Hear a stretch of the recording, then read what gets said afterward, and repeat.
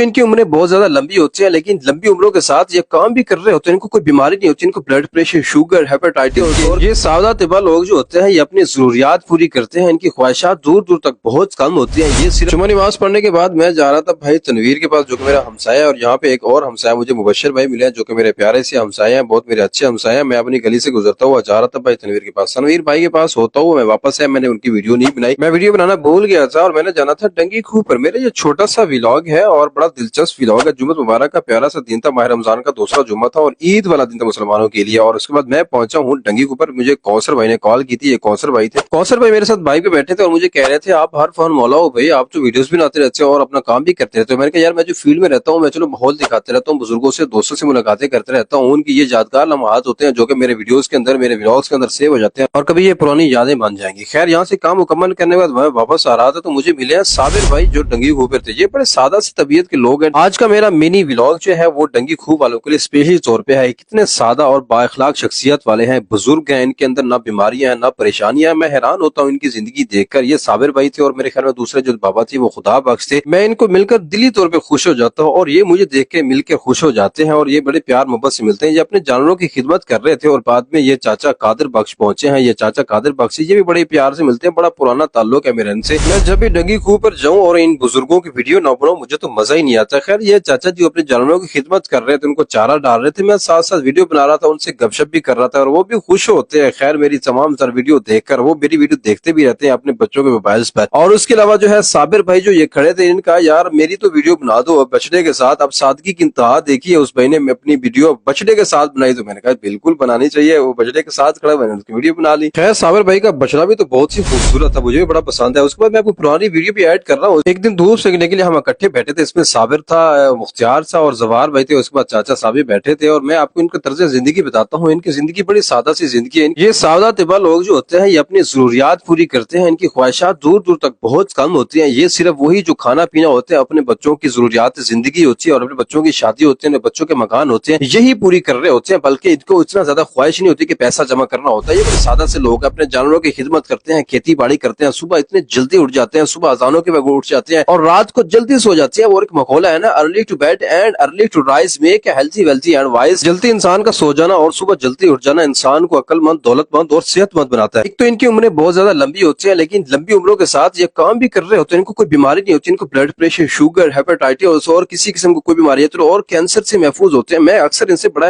Inspire होता हूँ। ये जानवरों की खिदमत कर रहे होते हैं, खेती बाड़ी करते हुए बहुत ही खुशी महसूस कर रहे होते हैं और जानवरों की दुआएं ले रहे होते हैं और दिल से ये खिदमत कर रहे होते हैं। उसके बाद यहाँ पे तारफ करवा दूं, ये साबिर भाई खड़े थे और ये चाचा अब्दुल कादिर थे और उसके साथ जो है वो इसको मिंबर बोलते हैं और ये साथ जो खड़े थे ये मलिक जहूर भाई थे। इनकी खामोश और खूबसूरत सुकून वाली जिंदगी देखकर मैं हैरान होता हूँ कि इनकी जिंदगी और शहर की जिंदगी में कितना फर्क है। शहर के लोगों से कभी भी आपको इतना इज्जत और प्यार नहीं मिल सकता जितना इन सादा तरीन देहात के लोगों से मिलता है। कभी आप आजमा के देख लीजिए। डंगी खूह पर काफी सारा वक्त गुजारने के बाद मैं वापस आ रहा था तो रास्ते में ये बुजुर्ग पैदल चल रहे थे। मैंने इनको लिफ्ट दी, मैंने पूछा चाचा कहाँ से है? इसने कहा जी मैं मुल्ला वाली से आया हूँ जो बकर से आगे है। तो मैंने कहा आप यहाँ क्या करने आए? कहता है यहाँ पे मेरी शादी हुई है, कल यहाँ पे रोजे अफ्तारी का प्रोग्राम था, दावत के प्रोग्राम थे, वो मैंने खाई है, उसके बाद कुछ ईदें देनी थी। ये चाचा जी तो ईदें दे के वापस आ रहे थे। तो मेरे ख्याल में हमारे यहाँ जो है ईदें देने का जो रवाज है वो बहुत कम होता चला जा रहा है। खैर मैं आपको यहाँ ये भी बता दूं कि मैंने इस बुजुर्ग को लिफ्ट दी है, तो आप भी कोशिश किया करें अगर कोई पैदल जा रहा तो उसको लिफ्ट दे दिया करें बिना किसी परेशानी के। दूसरों के लिए आसानी पैदा करेंगे तो अल्लाह तबारक व तआला आपकी जिंदगी में आसानी पैदा कर देगा। यहाँ पर मेरा छोटा सा व्लॉग इख्तिताम पजीर था और मैं आखिर में पहुंचा हूँ जी मास्टर नवीद साहब के पास। मैंने उन्हें कहा आपके पास मोबाइल है टच, आप वीडियो देखते रहते मेरे? उसने कहा मेरे पास तो